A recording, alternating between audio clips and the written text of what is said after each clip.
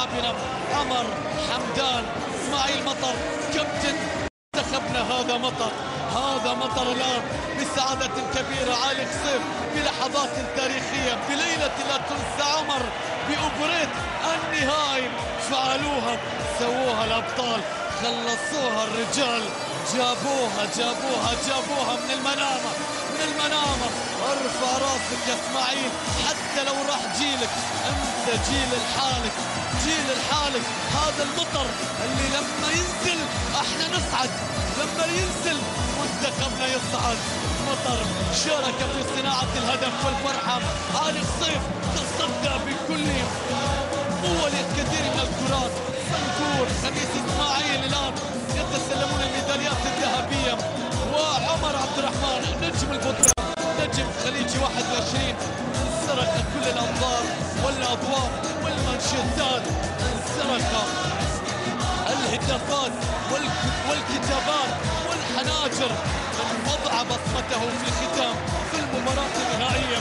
كل هذه الاسماء، هيكل، صنكور، وبقية الاسماء، داوود سليمان، الحارس الثالث علي العامري، احد مدافعي منتخبنا حموش صالح، اصغر الوحوش مهند لانسي، في لحظات تاريخية في كرة الامارات.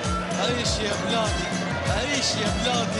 هكذا من انجاز الى انجاز، من مجد الى اخر، من بطولة الى اخرى، من امن وامان، من حب وتلاحم، من فرحة للقادة وللشعب، للحكومة وللجماهير، من لحمة مستمرة تؤكد بأن البيت واحد ومتوحد على الدوام. هكذا فرحة الانتصار من أبها إلى الإسكندرية، إلى الدمام، إلى الدوحة، إلى جوانزو، إلى كل مكان، مرورا بلندن. اليوم البحرين محطة أخرى. مترو الإمارات يستمر بقيادة المهندس مهدي علي مدرب المنتخب من محطة إلى أخرى. ارفع راسك، مدرب وطني بعد عمو بابا صالح زكريا الخراش الجوهر. الإمارات تقدم مدربا وطنيا تعطيه الثقة ويعطينا التأكيد بأن الإماراتي قادر على قهر المستحيل. مبروك يا مهدي، مبروك لنا مهدي، مبروك عدنان، جهاز الفني حماد، عبد القادر حسن، عبد الله السلطان، موسى عباس، حسن العبدولي، كل هذه الاسماء التي شاركت.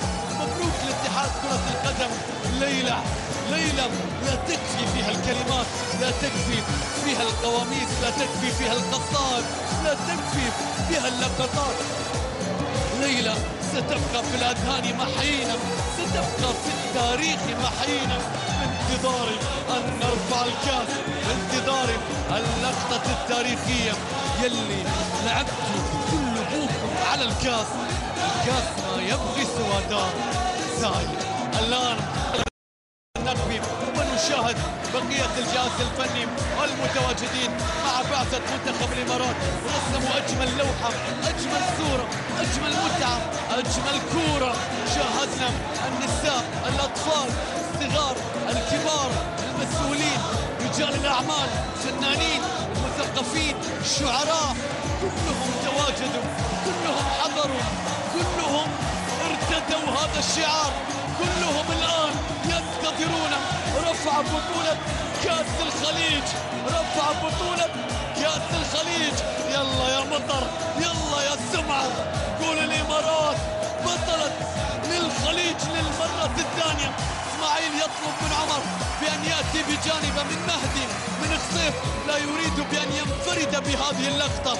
الآن لرفع بطولة كأس الخليج. شايف اسماعيل قائد الفريق ما زال يتحدث الآن وما زال ينتظر في اللحظة التي ينتظرها الملايين من المتابعين. بطولة كأس الخليج للإمارات، اسماعيل ومهدي. شايف الآن اسماعيل يطلب من مهدي بأن يرفع بطولة الكأس. الإمارات بطلة للخليج.